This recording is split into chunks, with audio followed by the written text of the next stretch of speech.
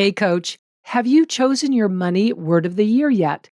Your money word of the year is one of the most powerful catalysts that you can use for growth, creating clarity about your goals, and making more as a coach. Money word of the year can be your number one go-to tool for taking all of your ideas and desires and goals and all the things that you want to accomplish in the new year. And instead of slipping into overwhelm, use it to make decisions more easily and prioritize with peace and calm. I'm Kendall. Tune in this week to discover what your money word of the year is and isn't, how to choose your money word of the year, plus 5 secrets on using your money word of the year to make more money in your coaching business in the new year. It's all here for you in this episode of the Money Coach School podcast. Let's dive in. Welcome to the Money Coach School podcast. To really excel at coaching women, you have to be skilled, confident, and even fearless at money coaching. If you're passionate about women holding genuine money power and love supporting women entrepreneurs, then this is the show for you. Now here's your host, money feminist Kendall Summerhawk. Hello, beautiful coaches. So here we are. If you're listening to this in real time, we are just a couple of weeks away from the end of 2024. I can't help it. I'm going to gush for a moment, and here's why. I truly, absolutely love this time of year, and I find myself getting so excited about planning and listing all of the things I want to do and achieve and create, all the things. I'm kind of geeky that way. But then what happens is I start feeling overwhelmed with all the things. Maybe you can relate. I think it's the beauty and the gift together of being a highly creative person and of being so switched on to the work I love doing in the world, which is everything coaching, teaching coaching, answering your questions about coaching, coaching my students inside of my certification trainings. If you're at all like me and you love possibility, you love opportunity, you love personal growth, you love thinking about what's possible, then you're probably also like me in that you can easily get overwhelmed with all of that. So I mentioned in episode 62, how to close out 2024 strong. I mentioned there that I'm a little obsessed with buying planners and then not using them. In that episode, I talked about how I typically buy 1 or 2 or even 3 planners and then never use them. They're beautiful, but there they are, unopened, neatly lined up in my bookshelf, looking very pretty and totally unused. And by the way, I definitely recommend catching that episode because in it, I show you a simple 2-step process for closing out all of those unmet goals from the past year so that you can start this coming year strong. And I'll link to that in the show notes so that you definitely can catch that. All right, so back to goals and possibilities and overwhelm. What I used to do was buy a new planner to somehow magically bend time and make it where my wealth of ideas could all be accomplished. And as if that was the answer, right? Because it wasn't. That's not what happened. Every planner, of course, wants you to first write down your goals, which is awesome. Except what if you're like me and you have like bazillion goals? Writing them down just triggers feeling anxious for me because then I'm faced with a ton of exhausting decision-making, figuring out which goals matter most. Oh my God, I can't take it. One of the emotions I dislike the most is feeling that anxiety that comes from having to choose from too many options. And because I am so mindful of protecting my energy and coming from the highest, best feeling emotions that I can, I said, screw this. And what I did instead is create a very simple way of channeling all of my thoughts and ideas through a coaching tool that is my version of Word of the Year. Only it's not just Word of the Year. It's money word of the year, because who doesn't love a word of the year tool, right? So when I say my version, what I did is I took the basic word of the year concept and I focused it on money and I kept it simple. I created a few key rules in using it and I live with my money word of the year all year, not just for a couple of short weeks during this end of year season. And the results have been amazing. Hello, focus. Hello, pride in what I accomplished. Hello, peace and calm, because I prioritize the things that matter most to me, which is why I'm bringing you my Money Word of the Year tool to you today. And I even have a checklist for you, which you can download. I'll link to that in the show notes. And it's kind of part guide, part coaching tool, part journal. I think you're going to absolutely love it. So a lot of people look at Word of the Year as a fun New Year's game. I don't do that. I use it as a primary power lever to elevate myself as a coach, as the CEO of my business, leading from a place of soul-sourced confidence and power within, as a high-income seven-figure woman, and as a freedom-first business. When you start using my money word of the year, it can, number one, give you clarity and direction about your coaching business so that you're not wasting time and spinning your wheels. Number two, it can support you in making significantly more money in your coaching business. Number three, it can help you make every decision in your business easier and faster. Love that. And number four, it can help you cut out the mental chatter so that you're not distracted or doubting what you're doing. So in today's episode, I want to show you what your money word of the year is and what it's not. And then I'm going to share with you 5 secrets to using your money word of the year as your primary decision-making tool that is both strategic and soul-sourced. Plus, I have a few juicy tips and coaching on how to choose your money word of the year. So, are you ready? Be sure to download that checklist I have for you. It's really like a mini coaching journal on money word of the year. And again, the link for it is in the show notes. All right, let's start with what your money word of the year is. Number 1, money word of the year is choosing a word that is tapping into. Let me start that again. We're not going to edit that out. But it's choosing a word that is tapping into intention and is soul-sourced. That's tougher to say than you think. Your money word of the year contains energy and images and meaning for you. And plus, it elevates you into who you're meant to become. This is how you become that high-income earning coach for women. This is how you elevate your standards, elevate your life, and get clarity on how you can achieve all of the gorgeous results that are possible for you as a coach. All right, number 2, money word of the year is a practice that creates results for you by helping you release obstacles and non-productive habits and spot opportunities and create soul-sourced success. Your word is meant to teach you about you. Number 3, your money word of the year becomes your energetic standard for everything you do or don't do inside of your coaching business. It pulls you forward. It opens opportunity. It eliminates confusion. It gets rid of fear of missing out. And it certainly gets rid of overwhelm. Now let's look at what your money word of the year is not. It's not something you choose and then forget about.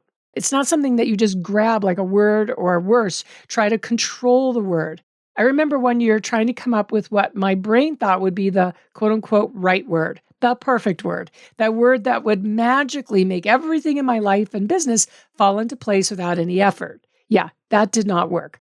I was all up in my head and not listening to what my intuition was telling me. Once I just relaxed, took a breath, and exhaled, the word came like that. Your money word of the year will be perfect for you because it is for you. It's not the word that is all that specifically significant, to be honest with you. It's your interpretation of it and how you use it that really matters the most. Your money word of the year is not words of the year. In other words, more than one. Having more than one splits your intention. Now, even if you're a multi-passionate entrepreneur with lots of interest, it's one money word of the year that will serve you in all the ways that you want to grow in this coming year. You want to trust the power of one.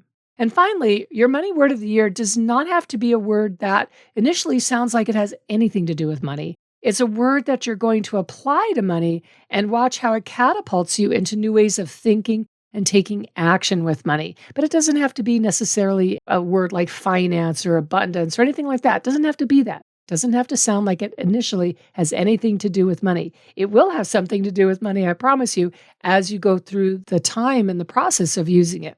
So to help you choose your money word of the year, here's a coaching question for you. Which word comes to you first? Really simple, right? The tip I want to give you is that your money word of the year does not always have to be a verb. It could be a self-concept word like leader or communicator. It could be a word like independence or accumulating. It could be a word like sales or empire. It could be a word like goals or elevate. It could be any word. So what word comes to you first? And then you want to just start playing with it by answering these coaching questions. And the question is, if you choose this word as your money word of the year, what do you have to let go of? So let me give you an example. This past year, my money word of the year was the word focus. Now, I've actually had that word before a few years ago, but this time it gave me so much more, well, focus.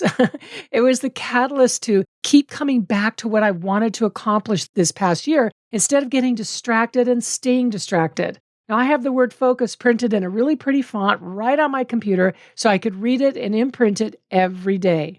And as a result, when I think back just casually here, we launched 2 new trainings, a brand new certification. We launched multiple new lead magnets, and we're going to end the year a little over 10% up in revenue compared to last year. Not a big change, but also not bad considering all that's been going on in the world this past year. And because of the word focus, I cut expenses by 10%. So that's awesome. I really believe without that word focus reminding me of what I wanted, I absolutely would not have accomplished all of that. All right, so let me share with you 4 secrets to choosing and using your money word of the year. Secret number 1, we kind of already hinted at this. Let your money word of the year choose you. When I think of what I want my next year to be like in a very general way, in other words, not specific projects or initiatives or anything like that, my money word of the year immediately pops into my head, even though I have no idea what actions I'll be taking because of it. What I do have are clearly felt emotions, feelings about what I want for this next year. And it's really not a great idea to try and make the word match what you want. It doesn't work that way. Any money word of the year can support you in achieving what you want. I promise your money word of the year is going to support you brilliantly in getting what you want. So letting your money word of the year choose you is less about thinking and more about noticing what word pops up for you, even if it initially makes no sense. All right, secret number 2, identify what your money word of the year empowers you to release. You know what you want. You have a money word of the year pop up for you. Now let's start using it. Any feeling of fear or doubt or wanting to discount your money word of the year, I see that as actually a clue that there is something that you're ready to release. So, for example, a few years ago, when my money word of the year was for the first time that word focus, I immediately became aware of how much I had been stuck in FOMO, fear of missing out. So FOMO was causing me to doubt myself, which then led to me changing my mind frequently, never a good thing. It led to me thinking I should be doing other things. But by staying committed to my money word of the year focus, I felt calm, peaceful, and on purpose. And I didn't allow myself to get caught up in FOMO. And I started to really let go of all that doubt that I was doing, even when I was facing a lot of change that was really, really challenging. Same thing another year when my money word of the year was the word elevate. I released anything that felt energetically heavy or draining. I peeled back a whole next level, really an elevated layer for myself in my business that, yes, you can make 7 figures with less work and with more grace, ease, and a ton of time freedom, which is my most important value. I made decisions like completing working with a coach who was amazing, but her whole vibe was super hard work, putting in the hours or the reps, as she calls it, and a very complex business model with a lot of team. That did not feel elevated to me. It felt the opposite of what I value, which is freedom. So because of that one year, that one money word of the year, my time freedom increased exponentially. And now it's that level of free time is just my new normal. I get to spend generous hours every day with my horses, my beautiful Spanish horses. What else happened because of my money word of the year of Elevate was I expected the very best and I received it in terms of vendors and team and a whole new elevated level of amazing certification students, easier launches, everything. All right, secret number 3, do not change your money word of the year mid-year. It's money word of the year, not word of the month. No way you can get any value from not committing to living, breathing your money word of the year for a full year. And that's because you haven't learned everything that's there for you yet. It hasn't fully transformed you or your business results. In other words, you're not done. You're still cooking. You're still baking. It hasn't fully worked its magic for you yet. So please don't be impatient. Quitting on your money word of the year mid-year is, I believe, an avoidance tactic. That is a distraction And it comes from the ego wanting you to stay as is and the ego wanting you to avoid elevating in terms of income, impact, and achieving your goals. All right, secret number 4, apply your money word of the year to income creation. Now, it doesn't matter, like I said earlier, if at first your money word of the year doesn't seem to fit with income creation. I want you to keep looking for how your money word of the year can give you clarity. And here's a great coaching question that'll help you with this. In what way can my money word of the year influence income creation? Basic question, right? So for example, let's say if your word of the year is elevate, like mine was in a year past, it can influence income creation by choosing high ticket. It can influence income creation by marketing specifically to highly motivated women as your new clients. It can influence your income creation by owning your worth with your coaching fees. It can influence income creation by offering a signature package so that you get known for what you coach women on. All right, secret number 5, last one. Use your money word of the year to create new decisions, actions, goals, and habits. Turning your money word of the year from just a word and a fun New Year's game into motivation and really an inspired force for change is how you create a year you can look back on of exceptional growth. A year you'll be proud of for what you achieve, and when you look in the mirror, feel proud of who you've become. Your money word of the year is how you move forward. So even if it's a quieter word like rest or peace, it's not that you rest from work or abdicate, thinking that that's choosing peace. Instead, maybe it's working from a sense of peace or creating something new with rest. So it's a with energy. So for example, the year my money word of the year was elevate, I saw everything through the lens of elevate. So it was elevating marketing, elevating my pricing, elevating my messaging and branding, elevating the clarity and focus of my certification trainings. All right, so to wrap up, let me leave you with this. Making money as a coach is not about doing more. It's not about more marketing, spending money on Facebook ads, or any of those things. You making money as a coach, especially if you're focusing your coaching skills on coaching women entrepreneurs, which I think is the best niche on the planet, it always starts from you giving yourself permission to think in a new way, to believe in a new way, to fully embrace and embody taking action in new ways. And those new ways must be aligned and powerful for you. Your money word of the year gives you a new lens to see through, a new way of stepping into your gifts and genius, a new way of elevating yourself that will rock your world. But in reality, doesn't take very much effort, takes very little effort. All right, so be sure to go to the link in the show notes, download that checklist that I have waiting there for you, choose your money word of the year, and drop me an email to let me know what it is. You can also post your money word of the year on social. You can go to @KendallSummerhawk and post it for me on Instagram. Just find the post with this episode. All right. Remember, coaching changes lives, starting with yours. Thank you for listening. Thank you for your loyalty. I would love it if you would do me a big favor.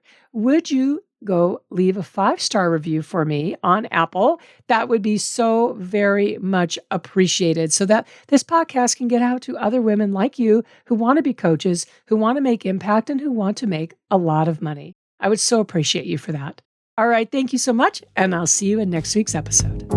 Thank you so much for tuning into this week's episode of the Money Coach School podcast. If you enjoyed this podcast, make sure you follow so you never miss an episode. Also, I would so love and appreciate if you would leave a 5-star review. Your review supports women just like you in discovering all of the juicy tips and insights I'm sharing here on how to coach women on money.